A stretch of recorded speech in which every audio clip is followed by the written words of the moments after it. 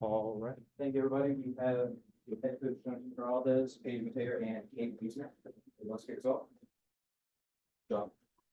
Hey, it's like back here after being part of the national team. Seeing a piece of that back here. Players. Been on the national team. Try to get this. Right, yeah, obviously a really great experience getting to train with the national team, being among some of the best players in the world. I just took it as a big learning opportunity for me to grow and kind of pick up on some of the habits of the players in that environment and try and bring those habits back here into the spirit. But honestly, I think part of the reason that I'm in camp to begin with is because our training environment here is so good. And so it's nice. There's honestly not a huge difference for me in terms of the level of training here at the club level with the national team.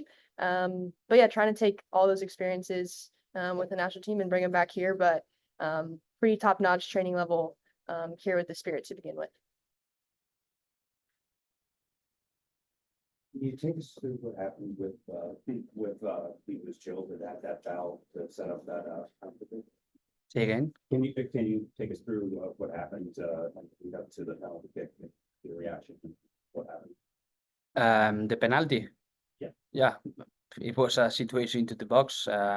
It's a bad decision in that moment, go down, but it's part of soccer. By the way, I want to say thank you, all the new players that were helping to us. In this case, Jill, because she committed the penalty, but she helped a lot to share the load, to share the minutes. So it's not an easy situation, only having 2 trainings for them. So for me, I'm responsible for that for sure. It's what I always say, when you commit a mistake, the most important thing, how do you react? I think the reaction of the team was good after conceding the goal, but 1-0, no, it was not enough the last effort, and yeah, move forward. So welcome back to town. What's it like being down a touchline from a fellow Spaniard, Carlos Moros? Did you know him previously much? I know he wasn't in Spain for all that long before he went to Tottenham. What's it like to see him over there, match which with him, know that Spanish influence in this league is now multiple men? Yeah, I was competing with him years ago when he was coaching Betis. And yeah, the experience he's having here, winning the NWSL the last season, is very good. They are doing a really good job. For me, it's exciting be part of this league because I always say it's very competitive, and be part in a new environment with new players, with new staff, coaches, and all that you smell, around the games. I like it a lot, and be part of that for me is I get new and Spanish coaches coming every season. I don't know how many in the future, but I think it's because we think that here is a good way to keep growing, as my decision was made the last 6 months. And I don't know what is going to happen in the future, but the Spanish coaches being here is because something they are doing good. And we all know that it might be a week or 2 away from the United States-Spain game at the Olympics that the whole world is waiting for. Trinity calls you up from France and says, Jonah, how do I beat these guys? You know them better than anybody. What's your advice? I had to say nothing about it in the end. In the end, they have to think what is the best for them, and they have a beautiful coaching staff to decide what. I have my job here, so I am nobody to give advice. Sorry. We'll Good go try. online to Jackie. Thank you. Hey, everyone, appreciate your time. Just had kind of a question going off the Olympics as well, but just for any of you, is there anything about just this time frame that you're looking forward to, whether it's certain matchups, or I don't know if the team is doing any fun watch parties or brackets or anything, but just wanted to get anyone's thoughts on that. Thanks. Yeah, well, I think Kate can talk about this, but we've been having some watch parties. Obviously, want to support our girls on US, and obviously Canada played today. Aubrey's had some people over. It's just a fun time being able to support them, but also making sure the environment here stays top notch in their absence. And I think we've done a good job of balancing those. Yeah, and just a quick follow-up too for either of you. I mean, with the Summer Cup and just this unique opportunity, during the Olympic break, what are maybe just some of the lessons that you've learned from just a training session environment now, or just some of the games that you have, during this time frame, as it's obviously a new thing here? That's for me. for anyone.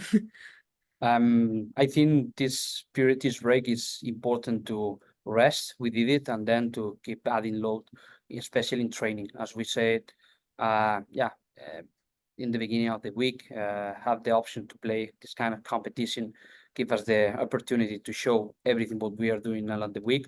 But the most important thing is share and have a good load for the players and try to achieve in the best possible way. In the game, you have to play against Kansas at home. So this part of the process is really important. All the focus they are having in training a lot. They are training a lot. So yeah, having this option to compete this summer cup give us the option to compete against other players. So even other important players that they didn't play a lot, especially in the first half in the season as well. I think it's a good opportunity for them to show what they can do. For sure. Thanks so much. Appreciate your time. Can you talk about kind of following up with the summer cup? What's the significance and the value for teams in the NWSL to be playing against teams in Liga MX? You know, watching the fire last week. So what does that mean for the league and kind of the growth of the sport? Yeah, I think it's a really cool opportunity to get to compete against teams that we wouldn't otherwise have the opportunity to play against. I think the teams from Mexico are bringing a different sort of style and flair than teams that we see in the NWSL. So I think it's nice to face that and kind of add new layers to our game that we can bring back and try to match up against our league opponents, taking what we learned from the other teams in this tournament. How did you approach the game against an opponent that you know very well in Gotham, as opposed to an opponent you did not know very well with Chivas? Were there different tactics or things that you noticed or how you approached it? Yeah, we knew that what they wanted to do with the ball and without the ball. Maybe Chivas gave us more time to play in build-up situation. They were pressing in diamond, and maybe to play inside in base, not so much time as we had the last week. And today, especially in out of possession, I think we did not a good job. We concede many times. They can go forward. They beat many times the pressure because the center backs were too open. And I think we did a little better the second half. We modified more details to press and be a little more aggressive, especially without the ball. And after the goal, after the penalty, the reaction, the last minutes, I think was good, but it was not enough to come back the result. And this is part of our training, part of our process, and analyze everything what we did to be ready and face the game against Chicago in the best possible way. Thank you, everyone. Thank you, Paige, Jonah, and Kate. Okay.